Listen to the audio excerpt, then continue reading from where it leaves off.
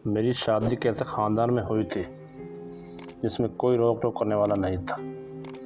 बस एक शौहर और एक इनका छोटा भाई यानी मेरा देवर था। बहुत अच्छी ज़िंदगी गुजर रही थी। मेरे देवर के छोटी उम्र में बड़ों वाले शौक थे। देवर काली घोड़ी की सवारी करने का शौकीन था। मेरी घोड़ी भी काली थी। रोज़ कहता, भाभी आपकी घोड़ी पर कब सवारी करूँगा। मैं कुछ समझ कर चुप कर जाते और शर्म के मारे उसे कुछ न कहते, मगर एक रात इमरजेंसी बन गए। देवर को बोला तो कहने लगा, भाभी पहले काली घोड़ी। इस रात मेरे होश उड़ गए। जिसे बच्चा समझ बैठी थी वो मैं अपने देवर के मुंह से ऐसी बात सुनकर हैरान रह गए। तो बेमुश्किल 16 साल का लड़का मुझसे ऐसी फरमाइश करेगा। मेरे घर में गुमान में नहीं था। मेरा देवर मुझे सवाली नज़रों से देखता जा रहा था। उसे मुझसे जवाब चाहिए था। मुझे तो इसकी बात ही परेशान कर गई थी। मैं क्या जवाब देती। मैंने उसे नज़रअंदाज करके बात बदल दी। शुक्र किया कि घर में किसी और ने इसकी बात नहीं सुनी, वरना इसकी खैर ना होती। लेकिन वह ढीठ बना रहा और कुछ दिन बाद फिर से मेरे सामने वही फरमाइश करने लगा। भाभी मुझे हमेशा से काली घोड़ी की सवारी का शौक़ है। आप मुझे अपनी घोड़ी पर बैठने का एक मौका तो दें, मैं आपको खुश कर दूंगा। वो बाकायदा मिन्नतों पर उतर आया। इसकी बात पर मुझे शदीद झटका लगा। शौक़ था वो भी हमेशा से मुझे खुश कर देगा। जिसकी बातें बड़ी अजीब लगी थी। मैंने इससे फिर भी लिहाज से बात की, क्या मतलब तुम कब से ये सब कर रहे हो। मैंने कुछ घबरा कर सवाल किया।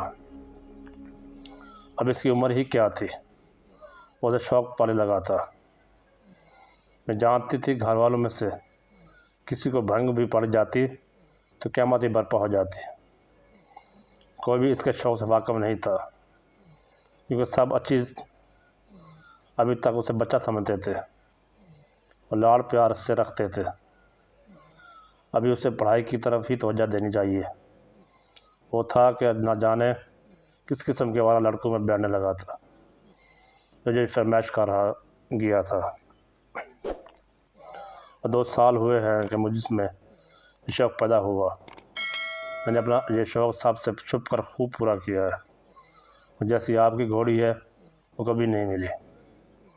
आप मुझे एक बार इजाज़त दें, वादा करता हूँ घर में किसी को नहीं पता चलेगा। और राजदारी से बोलते हुए शरारत से आँख मार कर बोला। मैं शर्मिंदा सी हो गई। मैं दिल ज़ोर ज़ोर से धड़कने लगा। तुम जानते हो, अगर घर में किसी को तुम्हारी शौक़ के बारे में पता चला तुम्हारी खैर नहीं होगी। तुम्हें अपनी पढ़ाई पर तवज्जो देनी चाहिए। भाई तुम्हारी उम्र ही इतनी नहीं है। मैं उसे बड़ेपन से समझाना चाहा। मेरे शौहर बहुत सख्त समझदार आदमी थे और उन्हें अंदाज़ा हो जाता कि छोटा भाई पढ़ाई छोड़कर इन कामों में लगा हुआ है तो इस पर हाथ उठाने से भी गुरेज ना करते। मेरी फ़िक्र पर वो लापरवाही से कंधे उचका गया। कहने लगा, अब आप मुझे ज़बरदस्ती पर उकसा रही हैं। भाभी मेरा भी वादा है, आपसे आपकी काली घोड़ी पर मैं ज़रूर बैठूँगा। वो करके दिखाऊँगा कि आप भी हैरान रह जाएंगे। आप मुझे बच्चा ना समझे।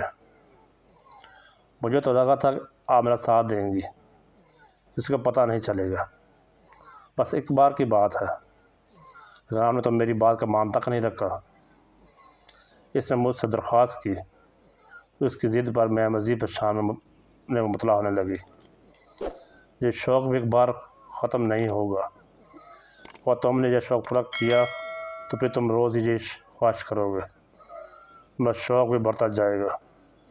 तुम्हारा भाई को पता चला मैंने भी तुम्हारा पूरा साथ दिया है तो मेरा भी गला दबा देगा, तुम्हें भी नहीं छोड़ेगा। मैंने तो समझाने की कोशिश की जो कि नाकाम ही रही। नहीं भाभी, मैं आपको बार बार तंग नहीं करूँगा। मैं वादा करता हूँ भाई को पता नहीं चलने दूँगा। रात का तो हमारे फार्म हाउस में कोई नहीं होता, हम वहाँ चले जाएंगे। बस कुछ मिनट की बात है। मैं ज़िद पर कायम था, मगर मैं इसकी ज़िद पूरी नहीं कर सकती थी। मुझे खौफ था कि किसी को पता ना चल जाए। ये बात छुपी नहीं रह सकती। अच्छा देखते हैं, मैंने इससे जान छुड़वाते हुए कहा, और घर के कामों में ख़ुद को मसरूफ़ कर लिया। मुझे लगा था कि वो छोटा बच्चा है, जल्दी ये बात भूल जाएगा, मगर इसने सिर्फ 2-3 दिन इंतज़ार किया, फिर से मेरे सर पर सवार हो गया। मैं अब मुश्किल में पड़ गई थी। मेरे लिए उसे टालना मुश्किल हो रहा था। ये इन्हीं दिनों की बात है कि एक रोज़ मुझे शाम के वक्त अपनी माँ के शदीद बीमार हो जाने की इत्तला मिली। मेरी बहन ने कॉल करके बताया कि माँ की तबीयत बहुत बिगड़ गई है, वो मुझसे मिलना चाहती है। बहन की बात सुनकर हवास बाख्ता हो गई थी। मेरे शौहर इस रोज़ घर पर नहीं थे। मुझे मेरी माँ से मिलने बगैर चैन भी नहीं आना था। ऐसे इमरजेंसी के मौका पर मुझे अपने देवर का ख्याल आया। मैंने अपने शौहर से कॉल करके इजाज़त ली, और उन्होंने भी इजाज़त दे दी कि मैं इनके छोटे भाई के साथ जाकर अपनी माँ से मिल लूँ। मैंने अपने देवर से जाकर दरख्वास्त की कि वो जो मेरी माँ से मिलवाने ले चले, वो बहुत बीमार है। मेरे देवर ने मेरी मजबूरी सुनी तो इसकी आंखें चमक उठी। इसमें बदले में फ़ोन अपनी छत रख ली। ठीक है भाभी, मैं आपको ले जाऊंगा, मगर पहले काली घोड़ी की सवारी, फिर कोई और कहा। इसने मौका से फ़ायदा उठाते हुए कहा, पहले तो मुझे इसकी छत सुनकर शदीद नागवारी का एहसास हुआ, मगर फिर बच्चा समझकर खामोश रहे। कुछ सोच कर इसकी छत मान लेने पर मजबूर हो गई। अगर कोई और मौका होता तो मैं अकेली चली जाती, और शाम के वक्त अकेली नहीं जा सकती थी। अगर अकेली चली भी जाती तो मेरे शौहर बाद में गुस्सा करते, और मेरा भी ना जाना भी मुमकिन नहीं था। मैंने फ़ौरन हामी भर ली और मुझे लेकर घर से निकला। घर से कुछ फासला पर बने छोटे से फार्म हाउस पर ले गया। उससे पहले अपना शौक़ पूरा करना था, फिर मुझे मेरी माँ के घर ले जाता। मैं डरी हुई थी कि यूँ शाम ढले किसी ने हमें जहाँ देख लिया तो मसला खड़ा हो जाएगा। मेरा दिल पर जोश था। इस रात अपने देवर की तेज़ रफ्तारी देखकर मेरे तो होश उड़ गए। जिसमें बच्चा समझती रही, इसे तो मेरी आंखें खोल दी थी। जब शादी हुई तो मेरा वो देवर घर भर का लाडला और छोटा था। सबको वो छोटा बच्चा लगता था। इसके लिए हर वक्त ख़ास इताअत और परवाह की जाती थी। मेरे शौहर इनके बड़े भाई मेरे छोटे देवर को हर काम से दूर रखते, सिर्फ पढ़ा रहे थे। मुझे भी वो सिर्फ एक नटखट सा बच्चा लगता था। शुरू में तो वो मेरे सामने आने से भी झिझक जाता था। इसके शर्म को देखते हुए मुझे हंसी आ जाती और मुझे मज़ीद भोला भाला लगने लगता था। मगर जब इसकी मुँह से झिझक उतरी, कुछ दोस्ती हुई, तो इसकी बातें मुझे हैरान कर गई। इसके सब शौक़ और काम बड़ों वाले थे। पढ़ाई से ज़्यादा इसकी तवज्जो दूसरे कामों में थी। इतनी सी उम्र में से ही वो ख़ानदान की लड़कियों के सामने हवा शेखिया भगाता रहता था। वो प्यार भी था, इसलिए सब से तवज्जो पाकर नखरे में रहता, क्योंकि हमारा देसी माहौल था। तो मेरी नज़र में इसकी उम्र इनकी बातों से के लिए बहुत छोटी थी। इस उम्र में ही इसका लड़कियों के सामने बात समझ कर रहना, लड़कियों को पसंदीदगी की निगाह से देखना मुझे अजीब लगता था। फिर वो मुझे किस्से सुनाता, देखने आपको देवर को भी अभी से लड़कियां लाइन कराती हैं। अपने कालक खड़े करके इतराते हुए कहता, मैं भी उसकी बात पर हंस पड़ती। असल में मेरे सास ससुर थे नहीं। 2 साल पहले इनका बस के हादसे में इंतकाल हो चुका था। मेरी शादी बाद में हुई थी। जब मेरी शादी हुई तो घर में बस शौहर और एक देवर ही था। चंद माह ही हुए थे मेरी शादी को। शौहर काफ़ी साथ मिजाज था। अगर मेरा शौहर घर होता, मेरे साथ मेरे देवर का भी सांस रुका रहता। जैसे वह काम से जाता, देवर मेरे सर पर सवार हो जाता, कभी स्कूल की, कभी ख़ानदान की, कभी अपने शौक़ की। इसके पास बातों का ज़ख़ीरा होता था। मैं भी उसकी सुनती रहती कि बच्चा है, वह भी माँ बाप का। एक रोज़ उसने मुझसे नहायत अजीब फरमाइश कर दी। बोला कि वो काली घोड़े की सवारी का बहुत ज़्यादा शौकीन है। मैं पहले तो इस बात नहीं समझ पाई, सिर्फ सारा हिला दिया, पर बोला कि भाभी आपकी घोड़ी भी तो काली है, कभी मुझे इसकी सवारी का मौका दे।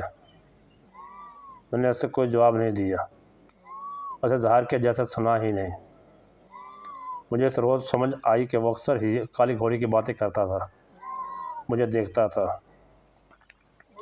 मेरी घोड़ी भी काली थी, इसलिए वो मुझे उम्मीद से देखता रहता था, शायद मैं उसे ज़्यादा दे दूँ। मैं तब इसकी बात अंदाज़ कर गई, मैं बात बदल दी। मैं नहीं चाहती थी कि इसका शौक़ घर के किसी और फर्द के कानों में पड़े।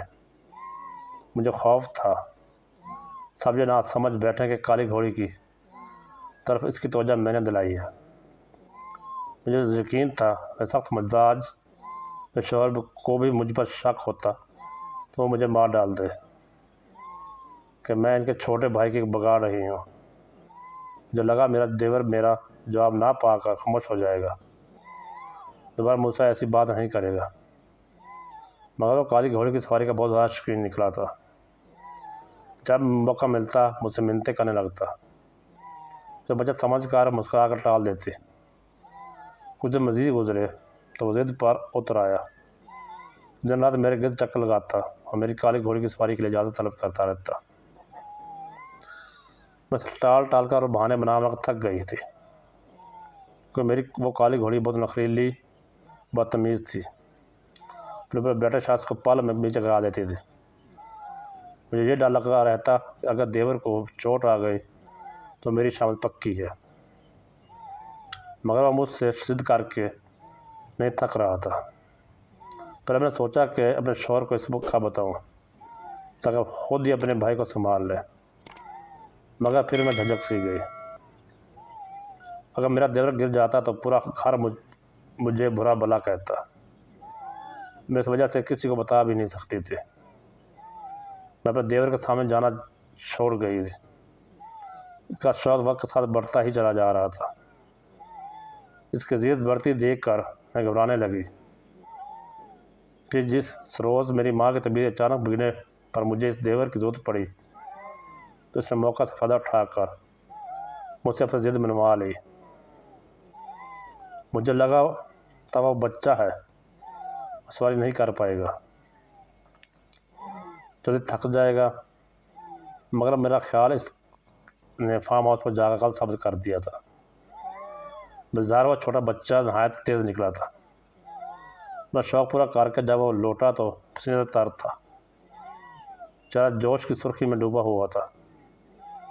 शुक्रिया भाभी, मुझे बहुत मज़ा आया।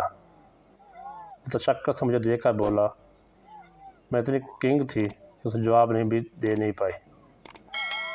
वो आगे बढ़ा तो मैं भी खामोशी से इसके पीछे चल पड़ी। रास्ते में भी मुझसे मेरी इस घोड़ी की बातें करता रहा और फिर बोला, आपने ठीक कहा था भाभी, अब मुझे इतना मज़ा आया कि अब दिल चाह रहा है रोज़ाना अपना शौक़ पूरा करूँ। अब भाई को मत बताना, तो मैं अक्सर अपना शौक़ पूरा करता रहूँगा। अब मेरा साथ देंगी ना? वो अचानक बोलते हुए मुझसे वादा कर लेने लगा। मैंने सारा हिला दिया। अब मैं मतमैन थी, तो देख चुकी थी जितना वो मार था कोई नुकसान नहीं कर सकता था। हम जब तक मेरे मेका में पहुँचे बहुत रात हो चुकी थी।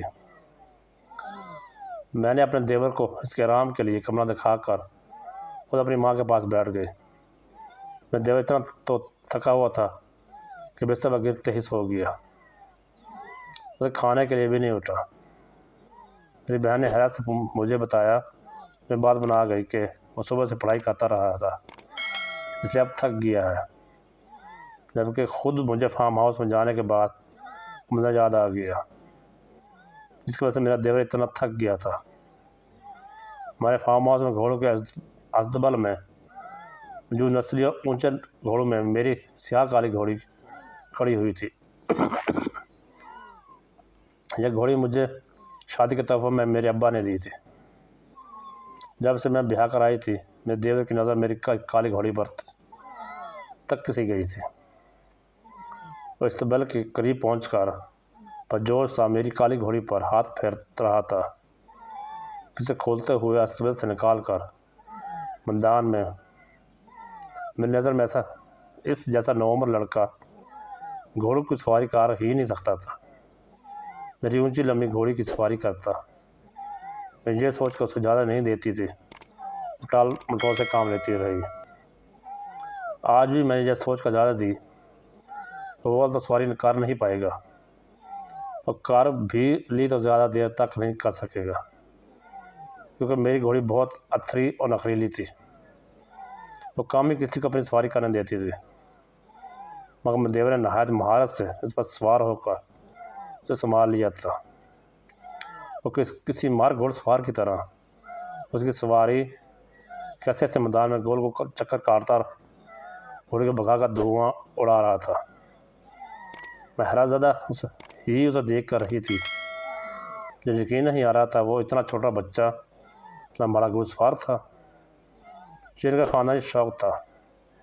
और सब भाई घोड़सवारी में माहिर थे, लेकिन यह शौक उसके खून में था। कि मुझे यह खौफ भी था कि मुझसे कोई पहुंच जाता तो मेरी खैर ना होती। रात के वक्त मैं इन छोटे भाई को जहाँ ला कर घुड़सवारी करवा रही थी, और इस बात पर मेरी अच्छी खासी क्लास लग जानी सकती थी। कितनी देर घुड़सवारी करने के बाद मेरा दर वापस लौटा तो पसीने से तर था। उसे ठीक ठाक देख कर मुझे हैरत के साथ इत्मीनान भी हुआ। वो घोड़े से उतर कर उसे अस्तबल में बांधता पानी पिलाने लगा। मुझे देखती चली गई। अगले ही रोज़ हम घर वापस चले गए, और अभी मेरा ड्राइवर अक्सर मुझे बता कर रात को फार्म हाउस आ जाता, छुप कर काली घोड़ी की सवारी कर शौक पूरा करता। मेरी घोड़ी भी अब उससे पहचानने लगी थी। मैंने अपने देवर के शौक का राज रख लिया। जब वो जवान होता तो वैसे भी उसे इजाज़त मिल जाती। कभी कभी हम बच्चा समझकर बच्चों की ख्वाहिशात को दबाने की कोशिश करते हैं, उन्हें सराहते नहीं। लेकिन अगर इनके शौक को सराहे तो शायद वो और भी कामयाब हो जाए। वीडियो अच्छी लगी वीडियो को लाइक, चैनल सब्सक्राइब कर दें। अल्लाह हाफ़िज़।